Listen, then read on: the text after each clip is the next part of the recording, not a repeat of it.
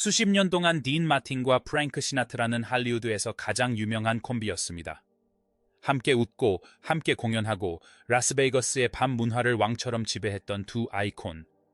외부인들은 그들의 관계가 흔들림 없는, 심지어 형제애처럼 보였습니다. 하지만 화려한 조명 아래 모든 것은 비극적으로 잘못되었다. 딘은 조용히 떠나 모든 관계를 끊고 하룻밤 사이에 프랭크를 사생활에서 지워버렸다. 기자회견도 설명도 뒤돌아보지도 않았다. 파엔들은 고개를 갸웃거렸다. 온갖 소문이 난무했고 진실은 수년 동안 묻혀 있었다. 도대체 무엇이 그렇게 상처가 되고 그렇게 사적인 일이 할리우드 역사상 가장 위대한 우정 중 하나를 파괴할 수 있었을까? 이제 우리는 딘이 프랭크 시나트라가 사망한 지 30년 만에 그를 자신의 삶에서 지워버린 이유를 알게 되었습니다. 디노 폴 크로체티는 1977년 6월 7일 오하이오주 스투벤빌에서 태어났습니다. 그의 출신은 결코 화려하지 않았습니다. 디노는 작은 의자 뒤에서 오랜 시간 일했던 이탈리아계 이발사 가오타노와 강인한 의지를 가진 이탈리아계 미국인 어머니 안젤라 사이에서 태어났으며 희생과 생존을 중시하는 가정에서 자랐습니다. 영어를 배우는 데는 시간이 걸렸고 자신감도 나중에야 생겼다. 형 윌리엄이 있었고 형편도 넉넉하지 않았기에 그는 일찍부터 싸우는 법을 배워야 했다. 어린 시절 코바늘 뜨기를 좋아했던 그는 15살에 처음으로 권투링에 발을 들였다. 테이프와 제대로 된 장비는 사치였기에 맨주먹으로 주먹을 날렸다. 그는 상처를 몸에 새기고 다녔다. 부러진 코, 찢어진 입술, 온몸에 눌린 상처들. 그는 자신의 전적을 농담 삼아 거의 모든 전투에서 졌지만 결국 승리했다고 말하곤 했다. 하지만 사실 그는 남들이 나서지 않을 때 용감하게 나섰다는 것이다. 그의 다음 행선지는 뉴욕이었다. 갈망과 열정으로 가득 찬 그는 동료 몽상가인 써니킹과 함께 작은 아파트에서 살았다. 디노네은 절박한 심정을 드러내며 호기심 많은 구경꾼들에게 돈을 받고 거실에서 글러브도 끼지 않고 권투 시합을 하도록 강요했다. 그것은 원초적이고 거칠었으며 모든 것을 드러내는 행위였다. 한 번은 디노가 룸메이트를 1라운드에 KO시키는 일까지 벌어졌다. 권투는 시들해졌고 그는 담배가게 지하에서 운영되는 불법 도박 사업에 발을 들여놓게 되었다. 하지만 그 모든 시간 동안 단 한 가지는 결코 그를 떠나지 않았습니다. 바로 그 목소리였습니다. 그는 자신의 영웅이자 오페라 가수였던 디노 마티니의 이름을 따서 디노 마티니라는 이름으로 지역 밴드에서 노래를 불렀고 자신이 존경하는 보컬리스트들의 부드럽고 우아한 음색에 영향을 받았습니다. 그의 큰 전환점은 어니 맥케이 오케스트라와의 연주였습니다. 그리고 그 따뜻하고 애절한 목소리는 1930년대 후반부터 이미 많은 사람들의 마음을 사로잡았습니다.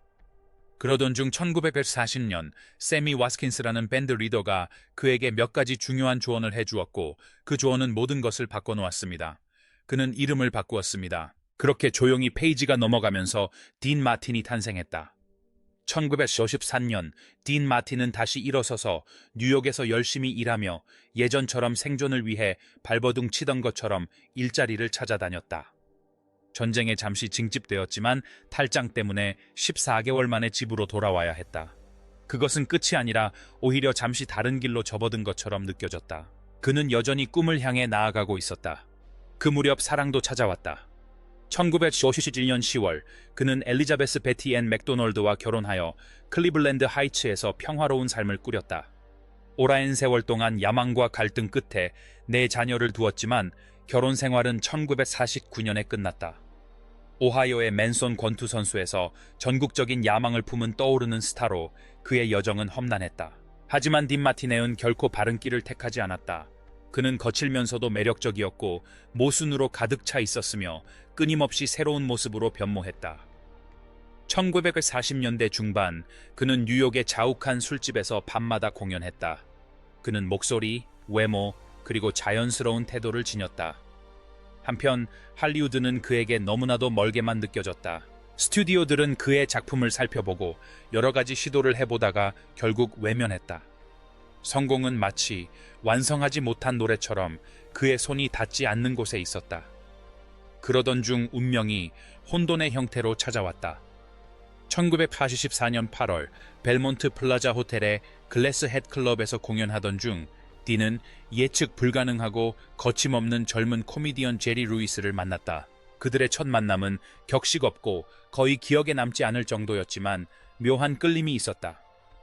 열정적인 두 공연자는 서로에게서 가능성을 보았다. 그들은 1946년 7월 24일 애틀랜틱 시티의 500클럽에서 공식적으로 팀 데뷔 무대를 가졌다.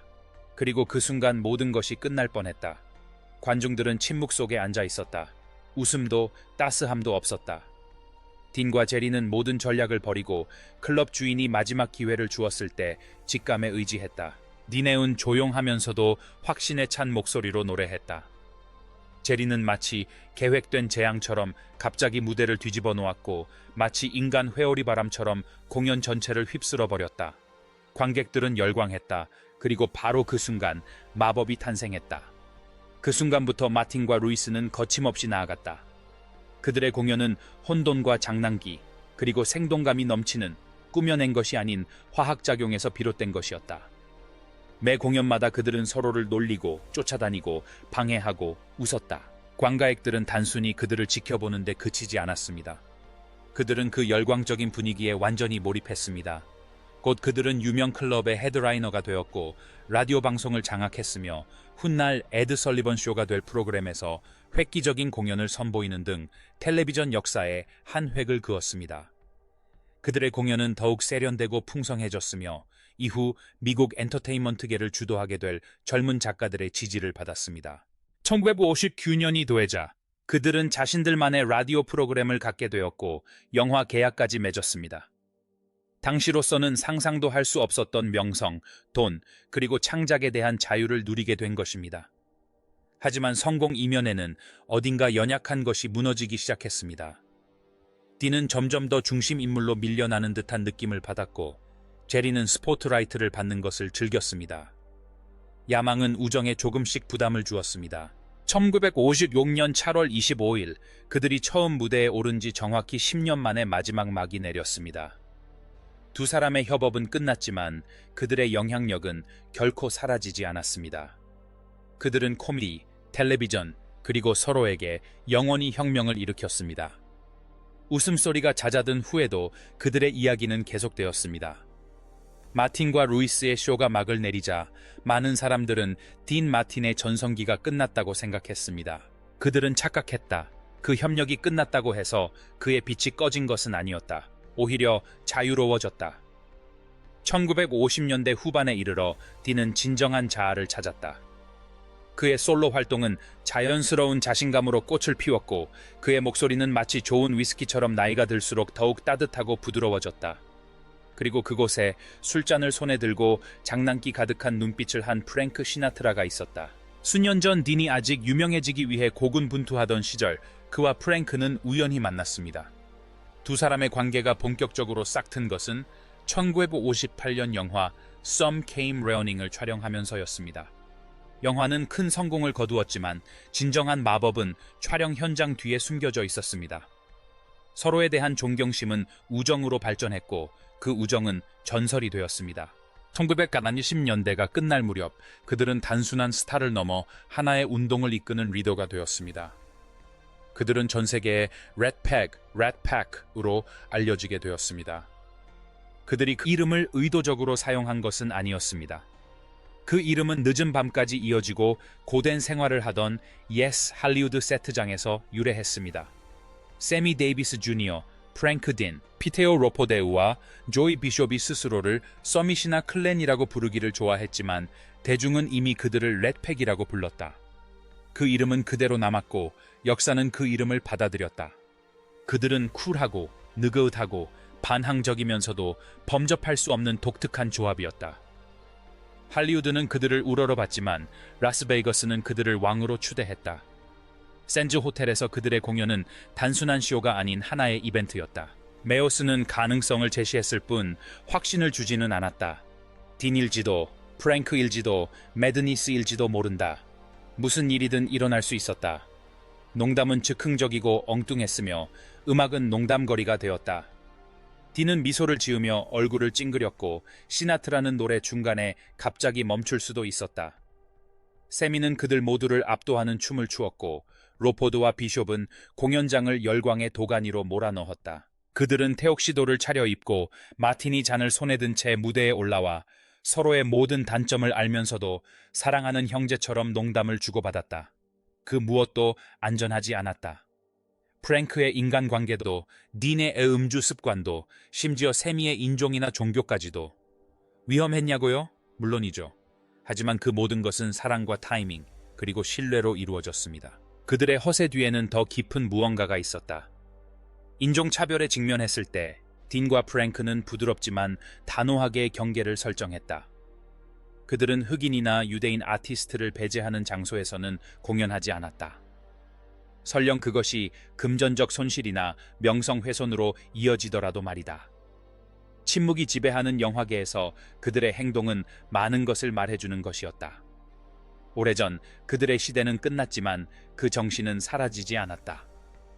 오션스 11 같은 영화는 수십 년이 지난 후에도 그들의 열정을 고스란히 담아냈다. 딘의 팜스프링스 집에는 추억이 가득했다. 옷장 속 턱시도, 아직 맛보지 않은 마티니 잔, 웃음이 가득한 사진들. 렛팩은 단순한 스타들의 모임이 아니었다. 그들은 하나의 형제애였고 맞춤옷을 입은 반한가들이었다. 짧이지만 우아함과 대담함, 그리고 따뜻한 우정이 가득한 순간이었다. 잔을 들어 올리고 거만한 걸음걸이에 재치 있는 농담을 던지는 모습까지. 딘 마틴은 그가 능숙하게 연기했던 자유분방한 악당 이미지에만 머무르지 않았다. 턱시도 아래에는 가족을 진심으로 사랑하는 자상한 부모의 모습이 숨어 있었다. 그는 8자녀를 두었지만 그 중에서도 아들 딘 폴 디노 마틴은 그에게 특별한 존재였다. 짐 비게어와의 결혼으로 태어난 디노는 위대한 인물이 될 운명을 타고난 듯했다. 그는 아버지처럼 카리스마 넘쳤지만 지칠 줄 모르는 목표의식을 지녔다. 노래하고 공연했으며 프로 테니스 선수로도 활동했던 그는 할리우드의 화려함과는 전혀 다른 길을 택해 모두를 놀라게 했다. 그는 캘리포니아 공군 주방위군에 입대하여 전투기 조종사가 되었다. 디노네은 아버지의 그늘에 가려져 살지 않았다. 그는 자신만의 업적을 쌓아가고 있었다. 그러던 어느 날 1986년 3월 21일이 찾아왔다. 캘리포니아 사막 상공을 비행하던 평범한 훈련 비행은 모든 부모의 악몽으로 변했다. 디노의 비행기는 레이더에서 사라져 구름과 고요 속으로 자취를 감췄다. 곧바로 수색 작업이 시작되었다. 비행기들이 하늘을 샅샅이 뒤지고 수색대는 사막을 샅샅이 수색했다. 며칠이 지나도 아무런 답이 없었다. 딘의 가까운 동맹이었던 로널드 레이건 대통령까지 막강한 군사력을 동원해 지원에 나섰다. 딘은 베벌리 힐스에서 정신적으로 무너져 내렸다. 그는 방방 뛰며 담배를 피웠고 기도했다. 그는 희망에 매달리면서도 파멸을 각오했다. 프랭크 시나트라가 그의 곁에 있었다. 그는 이런 고통을 너무나 잘 알고 있었다. 시나트라는 몇 년 전 그 험준한 산맥에서 비행기 사고로 어머니를 잃었다. 그는 위로를 건넸지만 두 사람 모두 공기 중에 드리워진 현실을 알고 있었다.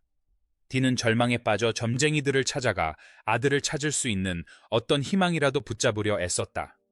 한 점쟁이는 디노의 비행복을 만지자 몸서리쳤고 또 다른 점쟁이는 시나트라의 비극적인 사건이 일어났던 샌 고르곤시오 산을 똑바로 가리켰다. 사해울 후 잔하에는 산비탈에 흩어졌습니다. 살아남은 사람은 아무도 없었습니다. 디노는 겨우 36살이었습니다. 그날 딘 마틴의 마음속 무언가가 무너졌습니다. 웃음소리는 멈췄고 생기도 사라졌습니다. 친구들은 그를 보는 순간 알아차릴 수 있었습니다. 평온함의 왕은 떠났고 그 자리에는 고통에 휩싸인 한 남자가 서 있었습니다. 영원한 낙천주의자 프랭크 시나트라는 노동이 그를 구원할지도 모른다고 생각했습니다. 그는 딘에게 대규모 재결합 투어에 참여하라고 권유했습니다. 관중과 동료들이 그를 되살릴 수 있을 거라고 생각했기 때문입니다. 하지만 그것은 상황을 더욱 악화시켰습니다. 딘은 더 이상 경기장 조명이나 늦은 밤 공연을 원하지 않았습니다. 그는 평온함, 익숙함, 그리고 고요함을 원했습니다. 무대 위에서 그의 균열이 드러났습니다. 대사를 잊어버리고 농담을 어설프게 하고 공연이라기보다는 고통이 새어나가는 듯한 순간들이 이어졌습니다. 예전에는 아늑한 곳이었던 곳이 이제는 끔찍하게 노출된 것처럼 보였다. 어느 날 밤 형편없는 콘서트를 마친 후 딘은 그냥 떠나버렸다. 그는 옛 친구들에게 호텔 문을 닫고 아무 설명도 없이 서둘러 집으로 향했다. 투어는 그 없이 계속되었지만 마법은 영원히 사라져버렸다. 딘은 더 이상 그 일을 하고 싶지 않았다. 딘 마틴과 프랭크 시나트라는 수년간 단순한 친구 이상의 관계였다. 그들은 상징적인 존재였다. 함께 렛팩을 이루며 할리우드의 과도함과 멋스러움이 넘쳐나던 시대의 심장을 뛰게 했다. 무대 위에서든 밖에서든 그들은 웃음과 충성심, 그리고 심야의 일탈로 똘똘 뭉쳐 있는 듯 보였다. 겉으로 보기에 그들의 우정은 견고해 보였다.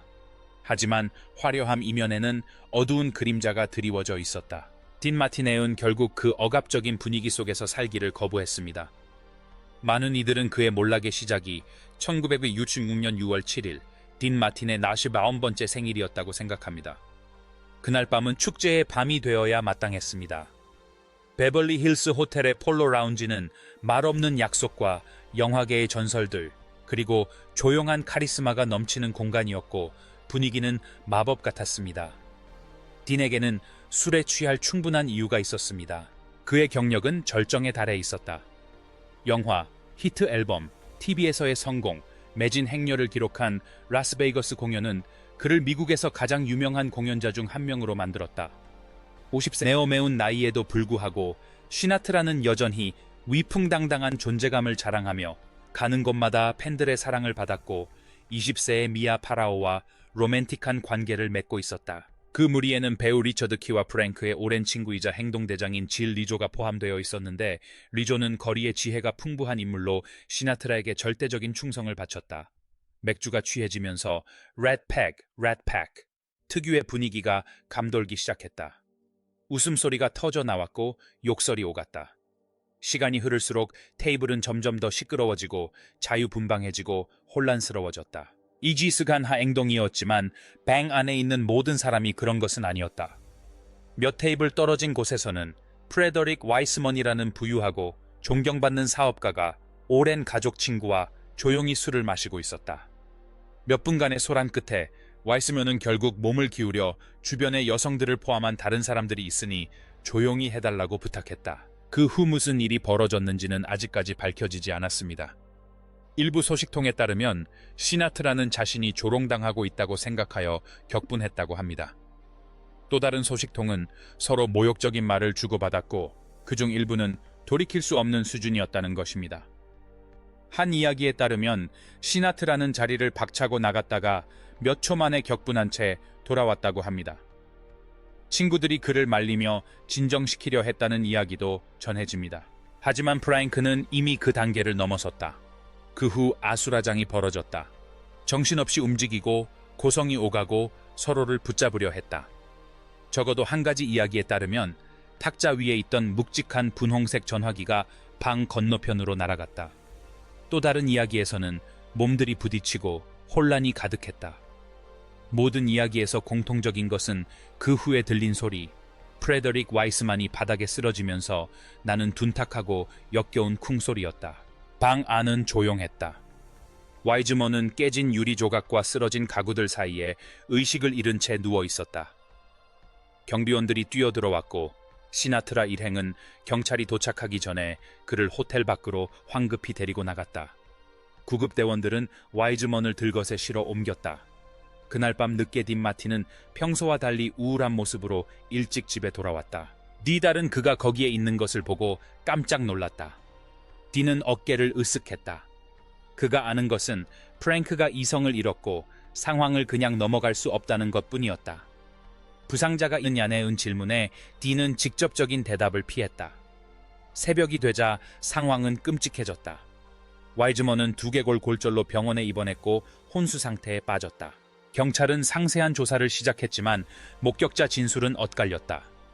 위스먼이 싸움 도중 맞았는지, 밀쳐졌는지, 아니면 넘어졌는지 정확히 아는 사람은 아무도 없었다.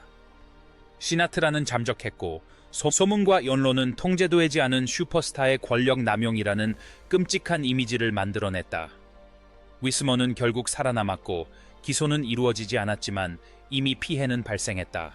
그 사건은 딘 마틴에게 끔찍한 사실을 각인시켰다. 그는 언제나 조용한 사람이었다. 무대 밖에서는 온화하고 가정적인 사람이었다. 대립을 좋아하는 사람이 아니었다. 하지만 시나트라는 위태로운 삶을 살았다. 그는 충동에 휘둘렸고 온갖 혼란에 둘러싸여 있었다. 그 생일날 밤은 딘이 더 이상 삶에서 바라지 않는 모든 것이었다. 그 후로는 전화에 더 이상 응답이 없었다고 합니다. 라스베이거스와 할리우드 나이츠를 좌지우지하던 관계는 폭발한 것이 아니라 조용히 영원히 사라졌습니다. 그 황금기 시절의 수많은 논란처럼 그 사건 역시 묻혀버렸습니다. 하지만 딘 마틴은 그날 밤을 결코 잊지 못했습니다. 그는 또 한 해의 삶을 축하하기 위해 왔다. 그는 깨진 연결고리의 무게를 안고 떠났다. 때로는 전설조차도 떠나야 한다는 것을, 화려함 뒤에는 언제나 균열이 도사리고 있다는 것을 알고 있었기 때문이다.